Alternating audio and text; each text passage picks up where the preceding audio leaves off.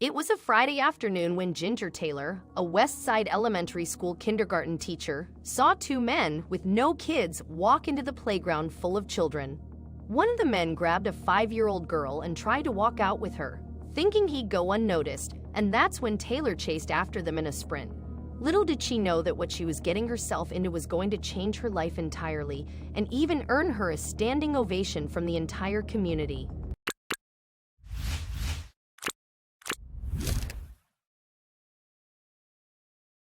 Ginger approached them and tried to take the girl away from them. However, the men pushed down and put the child in the car before they took off. Since she couldn't save the girl in time, Ginger quickly grabbed her phone and took a picture of the license plate information and car description. She immediately alerted the school resource officer. Where that pursuit would take them was definitely a mother's worst nightmare. The vehicle information was quickly reported to police, and a "Be on the lookout" alert was sent to the sheriff's office, in addition to a number of regional law enforcement. The abductors were heading to another location, one where something far more sinister awaited the teacher and the police. Thankfully, the police officers caught them merely 10 minutes after receiving the first call, right before they boarded a plane at Valdosta Regional Airport that was headed for Mississippi, according to WCTV reports. The two abductors, identified as 33-year-old Michael McCormick and 36-year-old Scott Stapp, were immediately arrested. McCormick was a non-custodial parent of the girl, and Stapp, his friend, was his right hand in this kidnapping operation that failed, luckily. The little girl was returned to her worried mother, and Ginger has since received great praise for her courage and quick thinking, without which the girl would probably be in another state. The Lowndes County Board of Education honored Ginger during a Board of Education meeting. In a room full of people, the brave Ginger received an extended standing ovation from everyone in attendance, thanking her for saving the girl from her abductors.